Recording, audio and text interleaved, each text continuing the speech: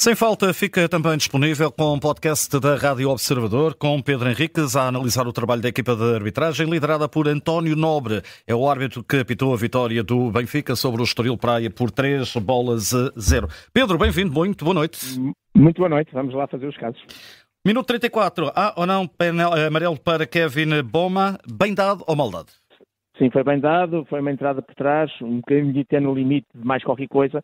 É aquela entrada que não é de sola e é feita um género de tesoura. Perna esquerda à frente e a perna direita por trás a fechar este gesto chamado de tesoura, que acaba depois normalmente por ser muito duro, porque acaba normalmente por ser muito aparatoso também na maneira como depois tem a consequência, neste caso sobre o Artur Koglu. Cartão amarelo bem dado, não era vermelho, numa fase inicial parecia uma entrada mais violenta, mas depois percebemos que é a circunstância da negligência, que está bem descrita na lei, que é quando o jogador realmente faz algo um bocadinho acima do normal e basicamente não tem em conta as consequências do seu ato para com o adversário, e por isso o cartão amarelo foi bem mostrado.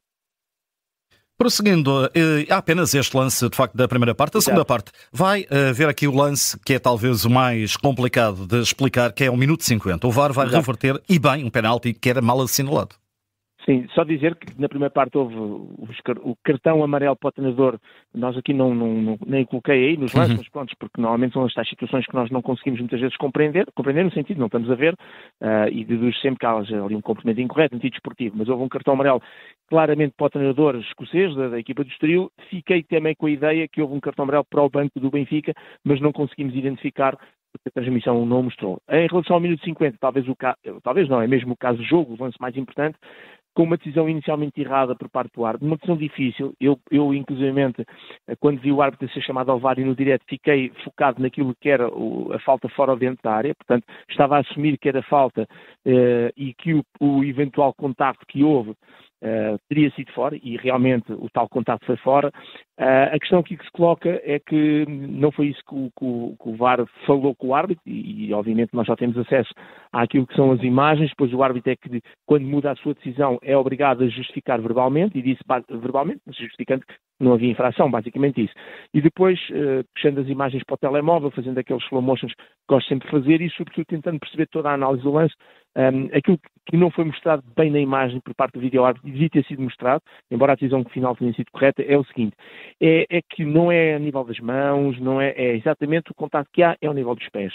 Mas basicamente o que acontece é que o Fabrício Garcia, o jogador do Estoril, que vai na frente do Tomás Araújo, no momento da corrida, não é a situação típica que um jogador que vai atrás se aproxima e muitas vezes faz o troca-pés e tropeçar o adversário. Aí é falta. Não, aqui é totalmente diferente. O Tomás Araújo mantém a distância e o Fabrício Garcia tem um movimento que não é muito ortodoxo nem normal, que é com a sua perna direita, não só a deixa para trás, como abre para fora, portanto, também para o seu lado direito.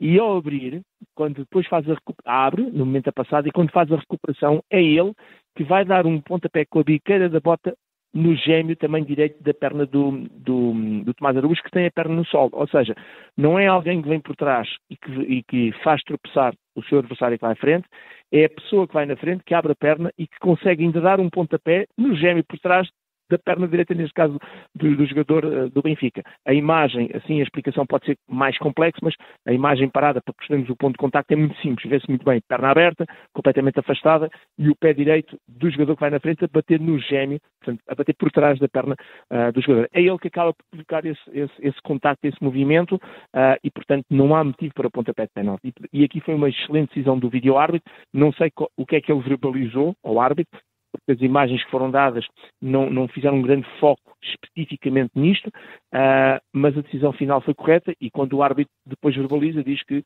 não há falta. E basicamente é isso que ele diz. Eu queria que, se calhar, num processo mais avançado da videoarbitragem, só dizer que há ou que não há, nós estamos a ver. Portanto, se o árbitro reverte e não marca, é porque não há. O porquê de não haver? Eu acho que é essa a explicação que em alguns casos já aparece, sobretudo quando há infração, que diz jogou a bola com a mão, rasteirou, não sei o quê, mas quando não há, falta aqui uma explicação de dizer apenas que vou reverter e não há, é pouco, é curto, falta aqui mais do que isso. Por isso é que eu acho que os áudios deviam ser disponibilizados, talho foi só para terminar, deviam ser disponibilizados nas 24 horas imediatamente aos jogos, nem que fosse durante a semana, que antecedesse os outros jogos, portanto, para que toda a gente pudesse ouvir, porque isso iria credibilizar ainda mais a arbitragem, mesmo que depois as pessoas não concordem com o que lá está a ser dito, mas pelo menos iriam perceber qual é o tipo de conversa, o tipo de diálogo e o tipo de justificação. E depois aparece o tal programa de mês a mês que, quando já passaram 3 ou 4 jornadas, já ninguém se lembra que passou para trás. De qualquer maneira, focando aqui neste lance, boa decisão, não há penalti mesmo de Tomás Araújo sobre Fabrício Garcia e, portanto, boa decisão de reverter e de anular o penalti mal assinalado. Minuto 67, cartão amarelo para o Coxu. Sim, agarrou na bola, deu-lhe um murro na bola contra o solo, em desacordo com uma decisão da equipa de arbitragem. Foi demasiado evidente e ostensivo, não tratou-se só de mandar uma boca ou verbalizar, foi mesmo um gesto físico, e estes gestos físicos são sempre normalmente penalizados porque são públicos, e o árbitro guia puxou bem o cartão amarelo. Depois, ao minuto 73, é o segundo gol do Benfica, também tudo perfeitamente legal. Sim, é na construção da jogada, até o João Pinto, quando estava no direto, o nosso fora de jogo, não é? Exatamente, ficou com a dúvida, porque ele estava no estádio, e portanto ficou com a dúvida que na construção da jogada o Di Maria, que estaria no corredor direito do ataque do Benfica, estaria eventualmente em fora de jogo. Mas no corredor esquerdo, ou seja, neste caso, quem estava a defender o lado esquerdo, conforme o Benfica estava a atacar, o jogador que o colocou em jogo foi o número 20, o Wagner Pina, que colocou o Di Maria em jogo e, portanto, a partir do segundo gol do Benfica, todo legal.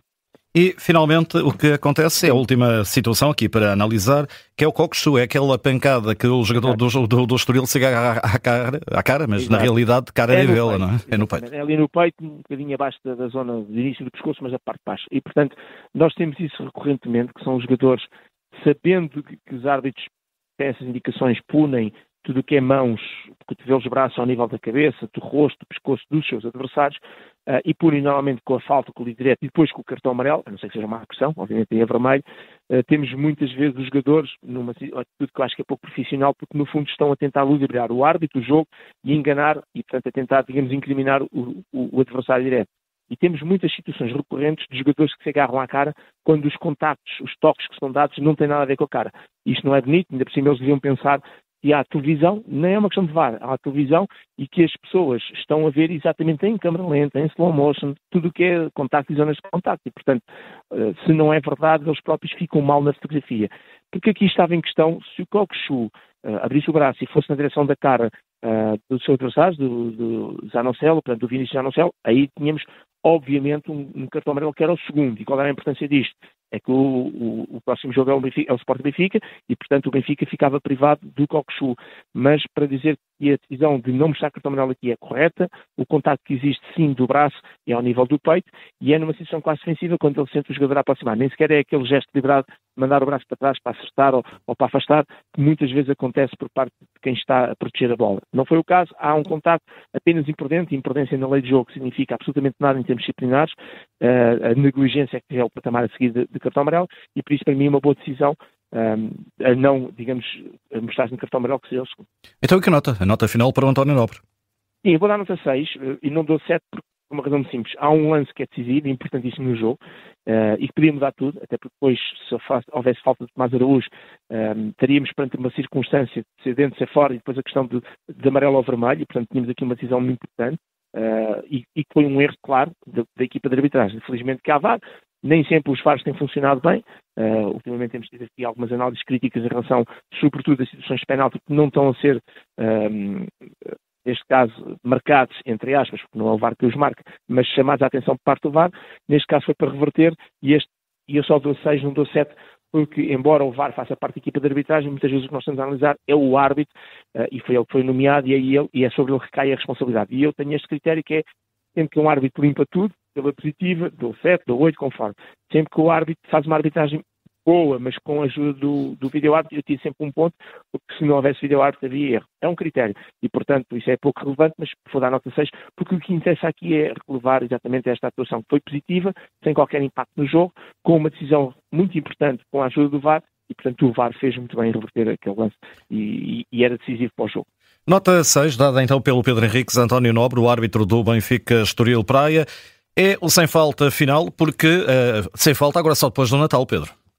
Sim, e temos depois um regresso em grande, porque vamos ter uma jornada, como as pessoas sabem, naturalmente, em termos de fim de semana, com jogos importantes e, nomeadamente, com todos os jogos são importantes, obviamente, Óbvio. mas depois com o clássico, naturalmente, que vai pôr o Benfica Sport. O Sporting Benfica, mais concretamente. Olha, boas festas para ti. Um grande abraço. A correr tudo bem, muita saudinha. Um grande abraço. Feliz Natal para todos os jovens e para ti em particular. Muito obrigado. Sem falta, fica também disponível através de podcast da Rádio Observador.